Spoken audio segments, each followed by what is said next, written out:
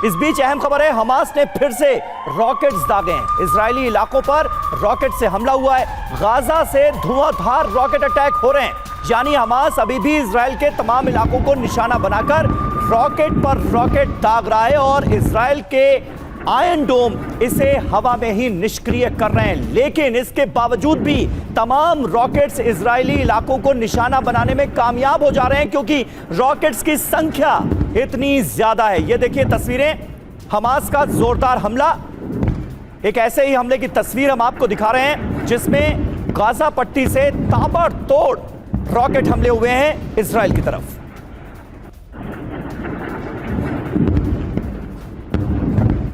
और देखिए अगली बड़ी खबर, इजरायली हमले में किस तरह से इस हमले के बाद आग लगी। जैनिन में हमले के बाद भीषण आग लग गई। फिलिस्तीन के जैनिन में यह आग लगी है। तस्वीरें देखिए हम आपको दिखा रहे हैं। इजरायली हमले के बाद किस तरह से फिलिस्तीन के जैनिन में एक इमारत से आग की लपटें, ऊंची ऊंची लपटें आपको उठती नजर आ रही हैं और यह आग फिलिस्तीन के जैनिन में लगी है जो इजराइल की तरफ से हमला किया गया।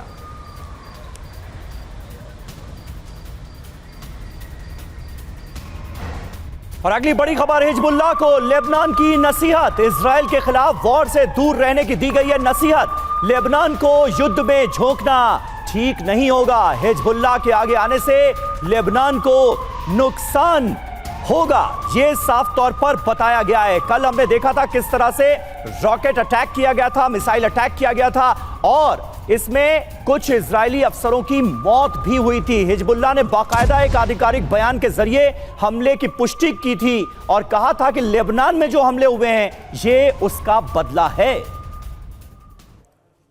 और आइए देखते हैं कि लेबनान के अंदर कैसे वॉर में शामिल होने के खिलाफ पक्की राय नजर आ रही है। लेबनान कैसे इन्वॉल्व होता हुआ नजर आ रहा है इस जंग में। वॉर से डरा लेबनान। लेबनान के अंतरिम पीएम, लेबनान नहीं चाहता कि हिजबुल्लाह वॉर में उतरे, यानी हिजबुल्लाह से थोड़ा अलग स्टैंड लेते हुए वो नजर आ रहे हैं। लेबनान के विदेश मंत्री कहते हैं हिजबुल्लाह ने वॉर में शामिल न होने का भरोसा दिया है।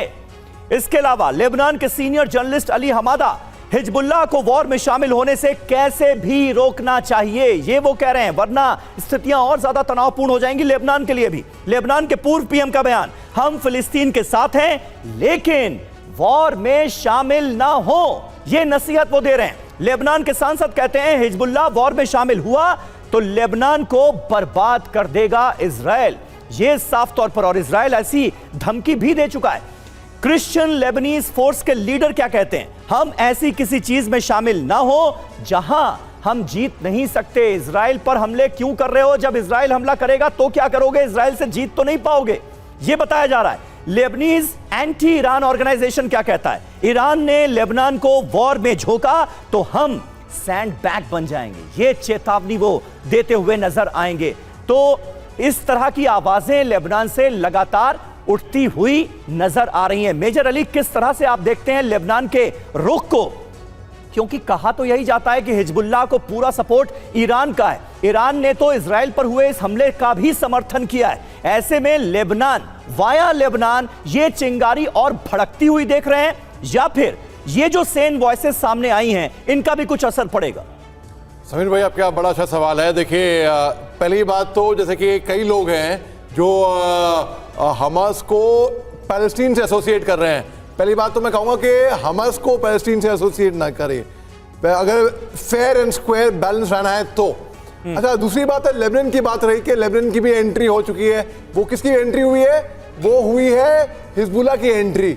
जितने भी आतंकवादी, उग्रवादी, दहशतगर्दी संगठन हैं, जैसे कि ISIS हो गया, जैसे कि तालिबान हो गया, जैसे कि लश्कर मोहम्मद हो गए, जैश मोहम्मद, लश्कर तोयबा, ये सब संगठन हैं, वैसे ही ये हमास है, ये कि बैन टेररिस्ट आउटफिट है। तो अगर ये किसी के बिहाफ पे आती है, एक एग्जाम्पल दे रहा हूँ मैं, तो उसको ये नहीं, इससे नहीं जुड़ना चाहिए कि क्योंकि ये सहयोग में आ रही है। उसी तरीके से अगर मैं देख रहा हूँ कि अगर लेबनान की एंट्री से लोग कहते हैं हुई है इस युद्ध में, तो ये आगे और देखना है, क्योंकि जो भी, जैसे कि प्रोफेसर साहब ने बताया कि जब यूएस कार्रवाई करेगा, सील कार्रवाई करेंगी, तो हमास पे ही कार्रवाई होए, सिविलियंस पे ना हो। और जो ये दहशतगर्दी है, इनकी खासियत ये है, ये निहत्तों पे, कमजोरों पे, बच्चों पे। लेकिन बिल्कुल मेजर अली शाह, ये भी एक बहुत बड़ा सवाल है कि हमास के खिलाफ कार्रवाई में क्योंकि हमास ने ठिकाना उन्हीं रिहायशी इलाकों को बना रखा जहां पर आम फिलिस्तीनी भी है। तो कैसे सब कुछ मुमकिन होगा, यह भी एक बड़ा सवाल अब